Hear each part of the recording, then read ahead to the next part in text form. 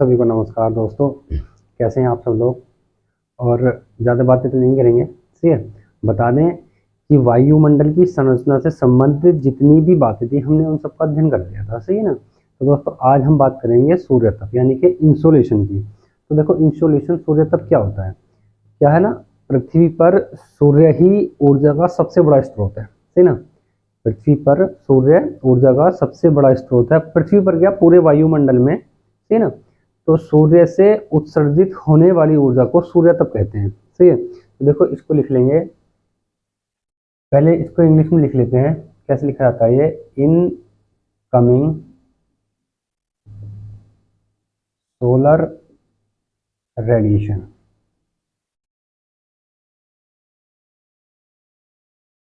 है ना। Incoming solar radiation, इसी को कहते हैं दोस्तों सूर्य तप। तो दोस्तों देखो क्या होता है, लिख लेंगे सूर्य से उत्सर्जित ऊर्जा को, सूर्य से उत्सर्जित होने वाली ऊर्जा को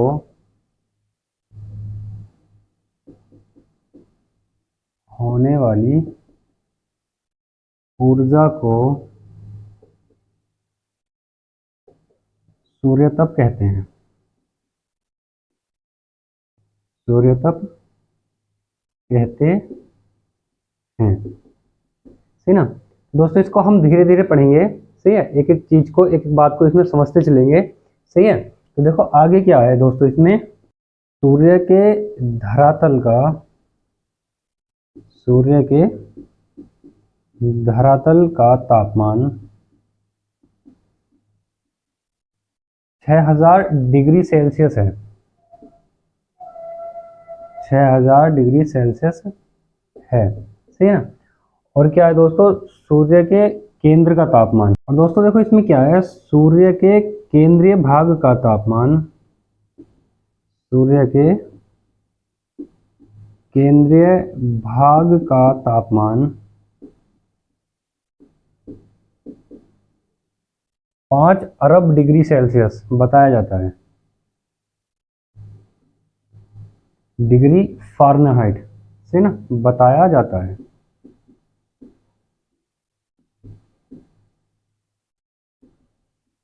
ये दोस्तों तो देखो इसमें क्या होता है, जब सूरज से सूरज से उसकी किरणें निकलती हैं, सूरज से सूर्य तक निकलता है, वो पृथ्वी तक पहुंचता है, तो उसका, है ना, 2 अरबवां भाग पृथ्वी तक पहुंचता है, सही है।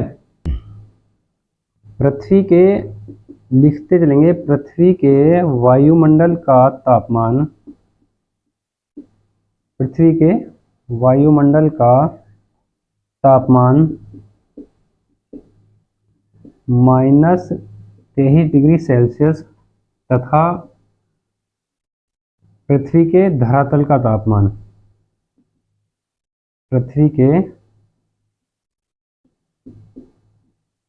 धरातल का तापमान, पृथ्वी के धरातल का तापमान 10 डिग्री सेल्सियस या 50 डिग्री फ़ारेनहाइट होता है या है, सही ना। और आगे क्या है दोस्तों इसमें, तो दोस्तों मैंने आपको बताया अभी कि जब सूर्य के द्वारा उत्सर्जित ऊर्जा का 2 अरबवां भाग, सही ना, 2 अरबवां, जितना भी वो सूर्य तक निकलता है, उत्सर्जित होती है ऊर्जा सूर्य से, उसका 2 अरबवां भाग पृथ्वी के धरातल तक पहुंचता है। तो इसको लिख लेंगे, कैसे लिखेंगे देखो, कि सूर्य द्वारा उत्सर्जित, सूर्य द्वारा उत्सर्जित कुल सौर विकिरण का, कुल सौर विकिरण का 2 अरबवां भाग, 2 अरबवां भाग या एक सही 2 गुणा 10⁹ वा भाग, सही ना, वह भाग पृथ्वी के धरातल तक पहुंचता है, पृथ्वी के धरातल तक पहुंचता है।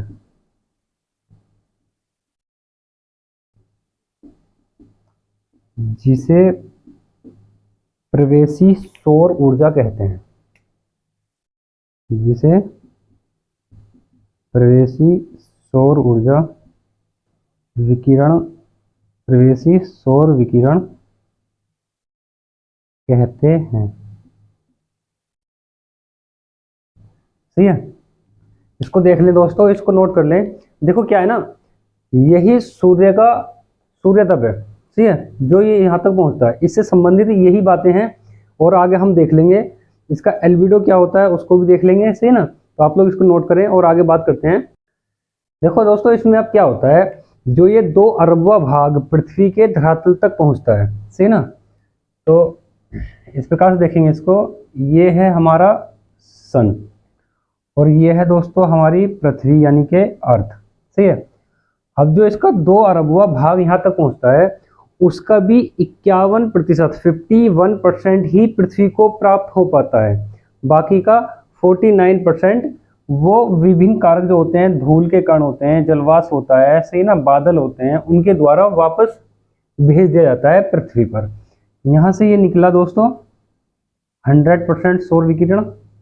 यहाँ पर मान लेते हैं कोई बादल है, धूल कण है, जलवाष्प वगैरह है, ये इसके द्वारा वापस वायुमंडल में भेज दिया गया। कितना? 49%। सूरज से कितना निकला था दोस्तों? 100%। बाकी का बचा पृथ्वी तक पहुंचता है कितना? ये 51%, सही ना। इस प्रकार से होता है ये। तो ये यही होता है दोस्तों सौर विकिरण, है ना, सूर्य तप, इसी को कहते हैं। तो दोस्तों क्या होता है, देखो सन के द्वारा कितना निकला? 100%। बादलों, धूलकण, जलवाष्प या और भी कोई कारक हो सकते हैं, उनके द्वारा कितना वापस कर दिया गया? 49%। पृथ्वी के धरातल तक कितना पहुंचा? 51%, सही है। अब दोस्तों इसमें क्या होता है, पृथ्वी का औसत अल्बिडो, सही ना, पृथ्वी का औसत अल्बिडो कितना होता है? 35। पृथ्वी का औसत एल्बिडो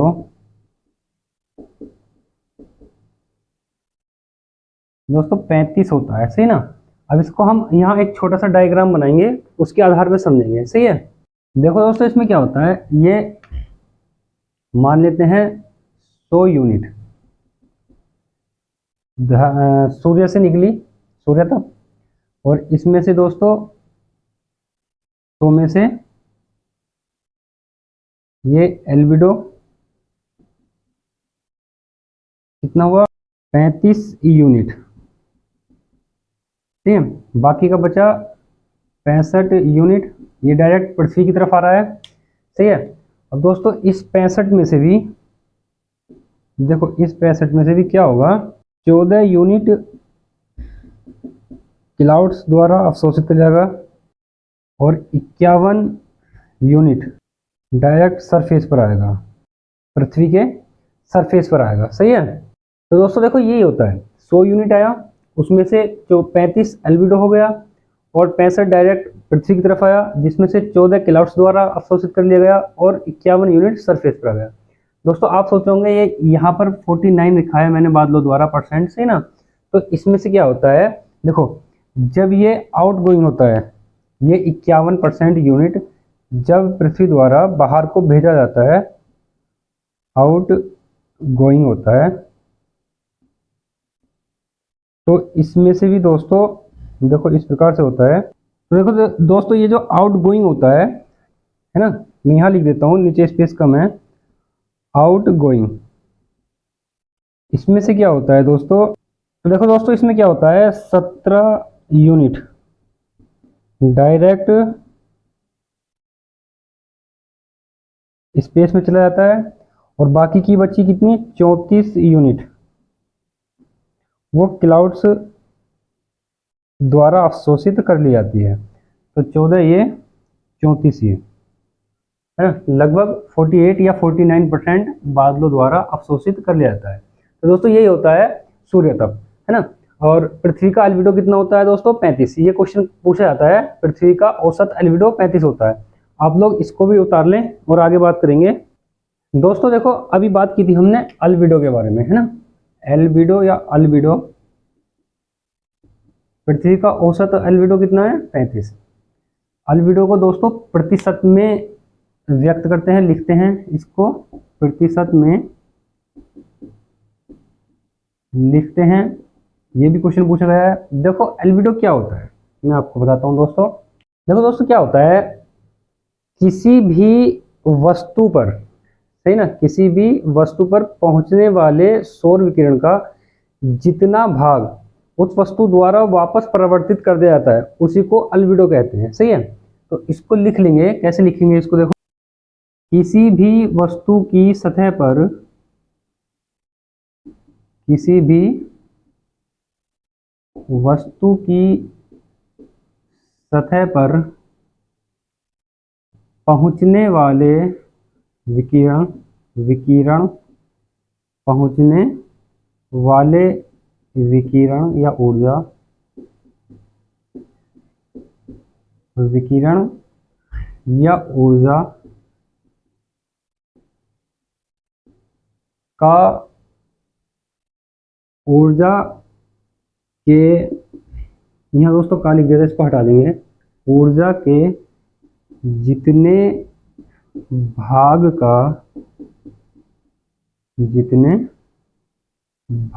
का वापस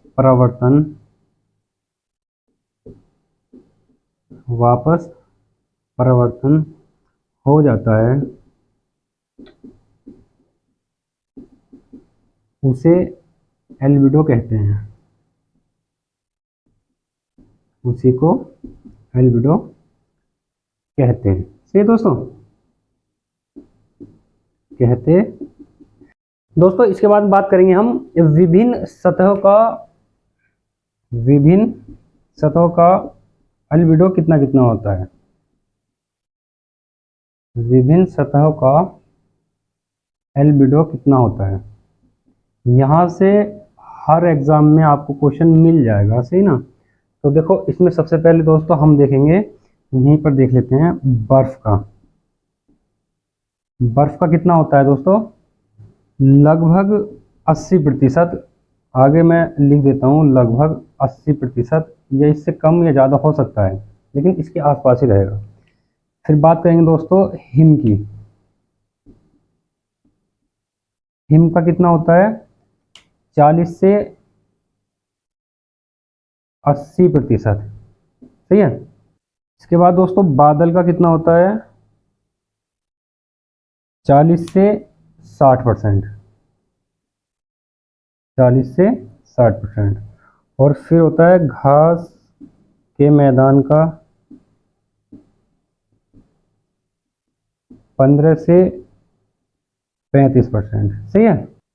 फिर होता है दोस्तों सामान्य मैदान का,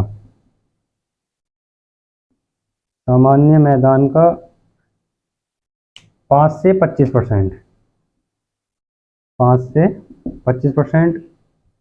फिर होता है दोस्तों वन का 5 से 10%, जल का 2 से 3%, सही है ना। और औसत संपूर्ण पृथ्वी का कितना होता है? 35%, है ना। पृथ्वी का औसत एल्बिडो 35%।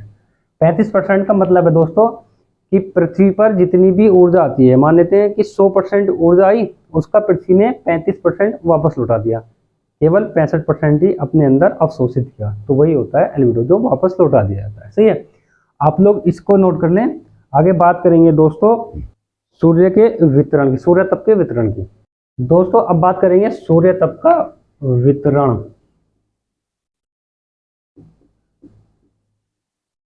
सूर्य तप का वितरण देखो क्या होता है दोस्तों, आप लोगों ने अक्सर देखा होगा कि सूर्य कर्क रेखा और मकर रेखा, कर्क रेखा और मकर रेखा से दोनों के मध्य ही स्थित रहता है। वहीं पर वो उत्तरायण और दक्षिणायन होता है, सही ना। तो इसमें क्या है, अधिकांश समय सूर्य भूमध्य रेखा पर लंबवत रहता है। तो इसमें क्या है, भूमध्य रेखा पर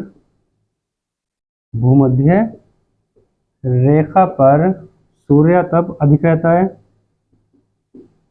सूर्य तप अधिक होता है, सही ना। आगे लिख लेंगे, भूमध्य रेखा से ध्रुवों की ओर जाने पर, ध्रुवों की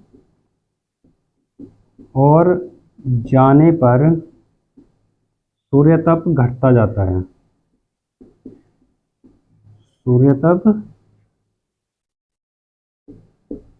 घटता जाता है, सही ना। यानी कि जैसे जैसे हम, ये हमारी भूमध्य रेखा है 0 डिग्री या इक्वेटर मान लेते हैं, ये कर्क रेखा है, ये मकर रेखा है, ये या फिर 23.5 डिग्री उत्तरी रेखा, इसको 23.5 डिग्री साउथ दक्षिणी रेखा कहते हैं, ये 0 डिग्री। तो जैसे जैसे हम इधर जाएंगे, यहाँ पर ध्रुव हैं, ये है पोल्स, है ना। जैसे जैसे हम इधर जाएंगे तो क्या होगा, सूर्य तप, है ना दोस्तों, सूर्य तप कम होता चला जाएगा, इधर सूर्य तप कम होता चला जाएगा, सही ना। तो दोस्तों आज के लिए हम इतना ही रखेंगे। हमने सूर्य तप के बारे में जाना है, कल हम हीट बजट की बात कर लेंगे या इसको प्रभावित करने वाले कारकों की बात कर लेंगे। ज़्यादा लंबी क्लास नहीं रखेंगे। तो मुझे उम्मीद है कि आप लोगों को क्लासों में सब कुछ समझ में आ रहा होगा और आपको क्लासें अच्छी भी लग रही होंगी। तो दोस्तों वही एक निवेदन आप लोगों से है कि चैनल को ज़्यादा से ज़्यादा सब्सक्राइब कर लें और अपने सभी दोस्तों को शेयर भी कर लें, सही है। तो दोस्तों चलो बातें नहीं करते हैं, मिलते हैं अगली क्लास में, जब तक के लिए धन्यवाद।